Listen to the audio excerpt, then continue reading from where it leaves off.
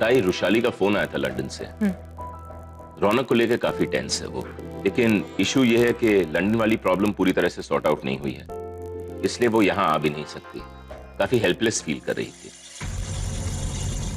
मैं रुशाली की प्रॉब्लम समझ सकती हूँ। अगली बार उसका फोन आए तो उसे समझा देना। वो यहाँ होती तो भी रौनक की मदद नहीं कर पाती, और वैसे भी हम सब हैं ना यहाँ रौनक का ख्याल रखने के लिए। उसे रिमाइंड करना कि लंदन की प्रॉब्लम जब तक सॉल्व नहीं होती वो वापस नहीं आएगी। ओके जी ताई, वैसे मेरी नरेन से बात हुई थी अभी। वो एडवोकेट शेखर गुप्ता ने हमारा केस ले लिया है। I heard is very good. उसने छानबीन शुरू कर दी है। बेसिकली हमें कोई एक ऐसा क्लू चाहिए जिससे कि ये प्रूव हो सके कि रौनक उस रात मानसी के घर नहीं गया था। उसके बाद रौनक को बेल मिल जाएगी। That's not... Yeah.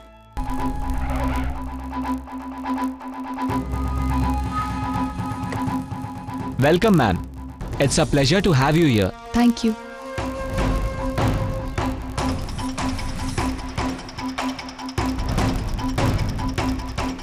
Welcome, sir.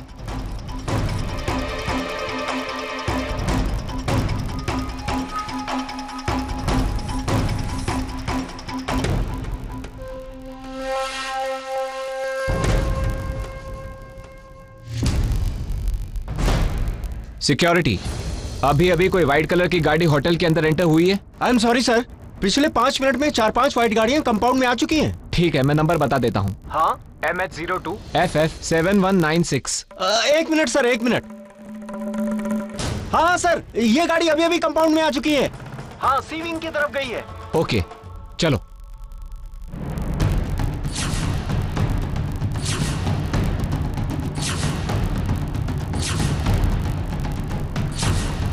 ये नंबर है।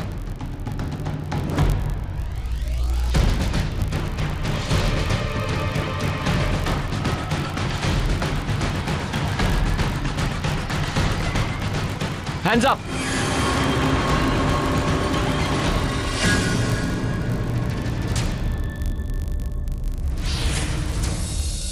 अरे यार, आखिर वो लड़की कहां गई?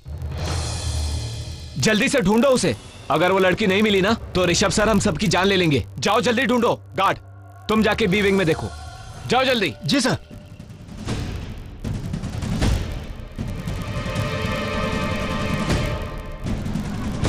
हेलो। हाँ मॉम, मैं होटल रॉयल चैलेंज पहुंच गई हूँ। मैं आपसे बाद में बात करती हूँ, ठीक है?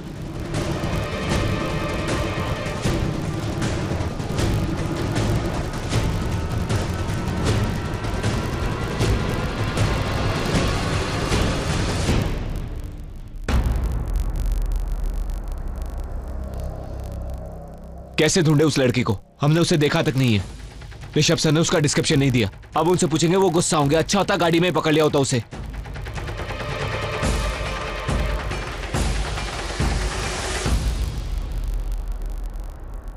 इतना सब कुछ हुआ है। I hope the situation is absolutely clear to you. Yeah. What I understood is, Ahana की डेथ के बाद नरेन की दिमागी हालत जरा भी ठीक नहीं है। वो अंकिता नाम की किसी चौल में रहने वाली लड़की को अहाना समझता है, उससे प्यार करता है और उसी के साथ शादी भी कर चुका है। और उसी लड़की की बहन ने रौनक पर रेप का इल्जाम लगाया है। आप जरा भी चिंता मत कीजिए, मैं इस केस पे ऑलरेडी काम कर रहा हूं। सारी चीजें क्लियर है। इनफैक्ट मुझे तो ऐसा लग रहा है कि केस लड़ने से पहले ही हम केस जीत जाएंगे। रौनक के बयान के बाद उस लड़की का केस कहीं पे स्टैंड ही नहीं करता।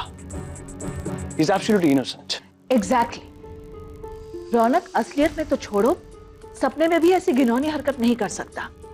आखिर वो इस खानदान का बेटा है, इस खानदान के संस्कार उस पर हुए हैं, वो ऐसा नहीं कर सकता। उसके बावजूद अंकिता कह रही है कि शेखर, मुझे आज तक रौनक की बहुत चिंता हो रही थी, but now I am fine.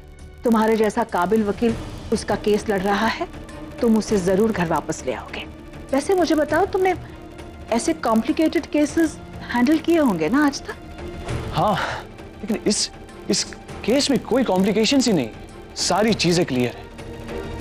Frankly ये कानून की टेक्निकलिटीज मैं नहीं जानती शेखर, पर इतना जानती हूँ कि रौनक के खिलाफ अंकिता के पास कोई सबूत नहीं है, कोई गवाह नहीं है, फिर भी वो दावा करती है कि रौनक ने ही उसकी बहन के साथ। एनीवे, मैं जानती हूँ कि तुम रौनक को घर वापस ले आओगे और वो बहुत इंपॉर्टेंट है।